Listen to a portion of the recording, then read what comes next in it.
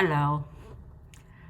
I wanted to take the time and make this video to thank you for engaging, for communicating, and for some of you for donating.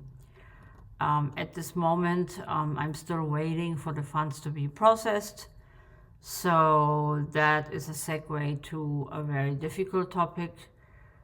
As I'm speaking, I have minus amount available. That means if I want to go outside, pay some grocery bill, buy some milk or cat food, I'm not able to do it.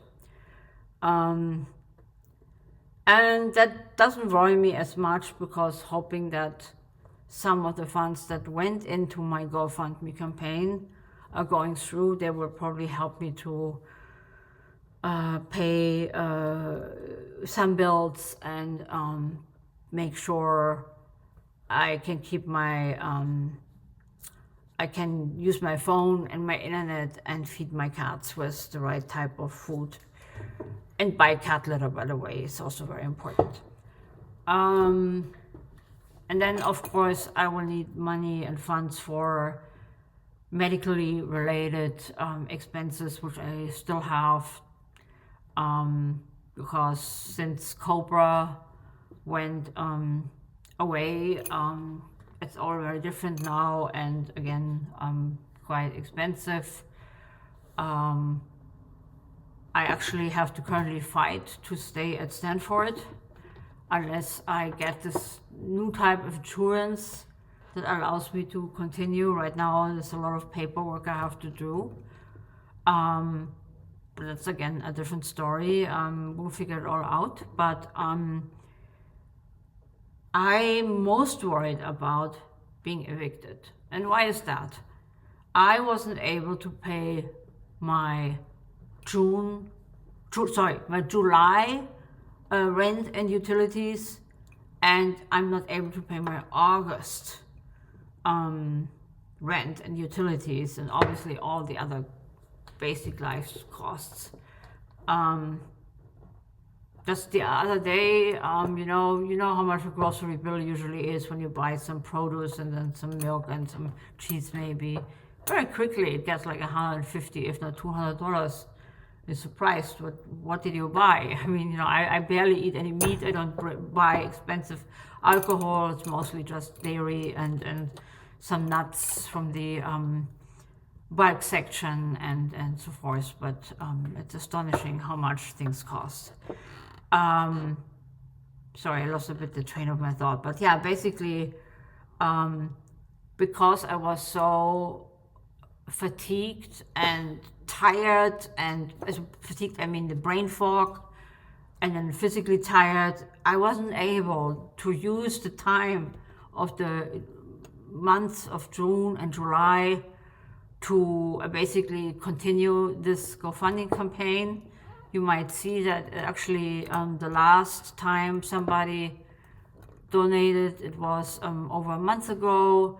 And then now again it resumed, because yesterday I took the strings and put out a link again and post on LinkedIn. And again, thank you so much for contributing. Sorry, I'm crying. Why is that? I usually don't cry. But let me try to push through. As you probably will know, I'm a cat aficionado.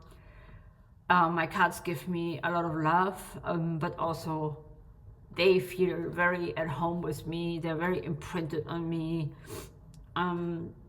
Probably they experience something like I'm one of the big cats, and maybe also the mama cat. There's a lot of literature about, how a cat acts. And you can obviously see from some of the other videos that I've been posting that they follow me everywhere, unless they sleep right now. There's sleeping time for them. Yeah, so it would be really a catastrophe if I were to evict it, which is actually really, I don't know, maybe I already have a letter. I'm so afraid to go back to my mailbox. or an email I'm worried to check. Where would I go? I would be unhoused, you know. The normal person would go maybe check in a hotel. I don't have enough money to go to a hotel. Do I have friends around? Yeah, I have friends, but I can't bring my cats with me. How should that work? Some people have small kids who are allergic. Others have a dog. Others don't like cats. So that's a hindrance. I mean, I might have a fallback plan, but it's a bit too complicated to explain. But that would involve me basically going back to Germany, and I've been looking into that. Because in Germany they have a better welfare system. You can get an apartment, and you can get maybe the equivalent of 600 euro per month. It's not much, but I mean, money is after all money, right? And but you know, there are wait lists, there are bureaucracy, and I hope I don't have to be there at all. Quite the contrary, I really hope that now that I've been going through 2 years, being diagnosed, being treated, having gone through chemotherapy, which, by the way, at my stage, I mean, I'm not stage 4, stage 3. Everything is still very, you know, localized and controllable. And usually at those stages, it can go into remission, and you can be basically free, meaning that when you have ongoing screens, that you're basically, you know, I mean, you may be probably never free, because the same with autoimmune conditions. Once you have it for life.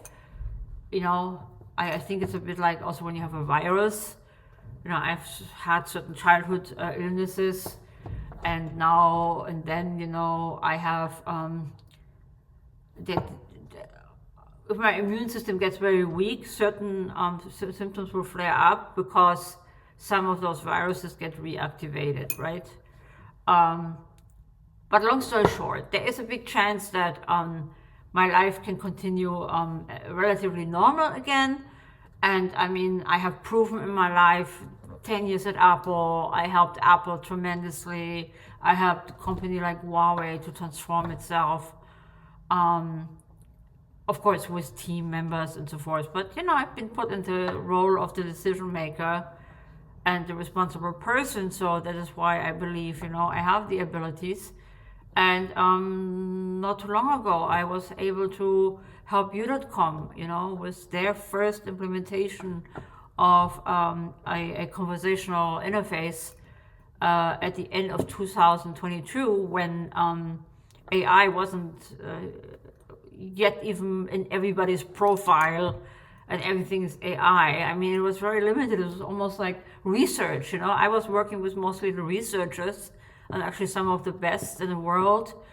So I believe I have a lot to give and have still a lot to do in this world, and I want to do this. And I even see this time like as a catalyst, where when you have time, you know, thinking you're maybe very close to also death possibly. And I'm saying that because just today I learned that a person I've been admiring for over 3 years, I've known her, Sydney Toll, probably a person who wanted to live more than anybody else, was put on hospice. And that's very heartbreaking. But obviously, she's been stage 4 when she was diagnosed the first time with a very rare, very aggressive type of cancer. So it's a very different story. But obviously, we humans are, on the one hand, incredibly resilient, but then we are also very, very fragile. And being grateful and being able to live on this wonderful planet, and our planet needs us more than ever. And that's why I'm so motivated to work on AI technologies that help people to engage more with themselves, to sit more with their own thoughts, to align more with what it means to be a human, to ask the Socratic question, like, some of us, we grow up in families and we're given a certain template to live, but then it comes also a time where you have to really sit with it by yourself and ask yourself, what does it mean to be Abigail? What does it mean to be Thomas? What does it mean to be Peter? What does it mean to be Miriam? Isla, Marcus, Patricia, Hartmut, just some random names. Nina, I'm just mentioning some people I happen to know randomly. So, what does it mean to be human? Have a place where you feel safe from all these attention-grabbing, addictive, dopamine-triggering experiences. What is worthy your attention? These are all the questions I'm asking myself. And this is not about human washing or greenwashing. It's about, like, it has been always for some people, like, was at Apple. I mean, when the first Mac came out in 1984 and they did this big ad, everybody was afraid about the big brother. And then we got a machine that was very much designed for humans and friendly and hello and happy and more like a daisy than like a Venus flytrap that would eat you. And I believe that's possible again. We need to think different. We need to push ourselves out of this compliance with what we think is the status quo. So I feel so motivated to partner, to do things that really would maybe first of all, make a difference in people's lives and the proverbial dent in the universe, so I'm getting a bit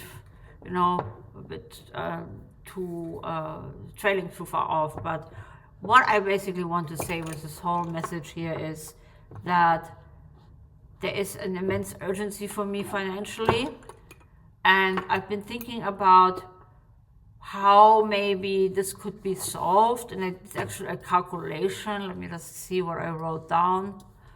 Of course, everybody knows that the rent here in the Bay Area, and I live in a one-bedroom apartment in Berkeley, for me, month to month right now, costs almost $4,000.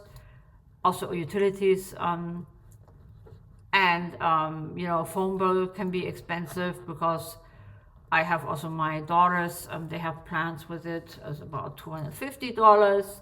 Then right now, for internet, I pay probably less than $80 soon because I was able to get a new plan. There are tons of different costs, right? And but for me, not being evicted, so I've been thinking, of course, I'm not expecting a single person giving that much money. And by the way, I want to mention, there was somebody, it was not GoFundMe, but there were some people who really don't have much money, but who went above and beyond. I just want to give them some credit right now. So it's just like incredible. But yeah, hopefully I will be able to return it to them. But what I was thinking is, if I were to able, let's say, find 20 people who would pay me $200, I know that's a lot of money, but imagine I'd contact 10 people, and each of these people were to find maybe 10 people each or something, or not 10 people, but maybe one person, just one person. So 10 people, they each find an additional person helping to contribute, So I made these different calculations. So if I had, let me think here about it right now. Of course, it would be quite expensive if 10 people paid my rent each of them would be paying 400. That's a lot. But if one of those 10 people were approaching one person each, or maybe two, then suddenly, if you have 20 people, it would be $200. If there are 50 people, and even myself, I can imagine that I can reach out to 50 people, they would pay $80 each. But if those 50 people would find one person each person would only pay $40. You know what I'm trying to say here is that if each of you contributes just a little, that's enough, and maybe share this campaign with somebody so we all can work together to make this a success. Because ultimately, how should I put this? I mean, some of you already were so generous giving me something, and I don't want this to go to waste. I mean, imagine I'd be really becoming unhoused. Everything would be for nothing, it's true. So that's why I also want to still hang on and have a sense of hope. I hope this all doesn't sound too complicated, but I just hope that I can somehow pull through. And of course, the sooner I don't have to worry every minute being evicted, my productivity will also go up. So yeah, that was a really long talk, but I think for me at least it was helpful to articulate these things. If you have sat through all of that, thank you so much. If you just heard a little bit, well, you won't hear that, but thanks nevertheless. And I hope we will see each other very soon. And yeah, give me feedback, ask questions. And soon I will have my website that will be almost like a little knowledge base, like my commonplace book where you can look up everything, access with a password, and then, we can build something together. So, thank you.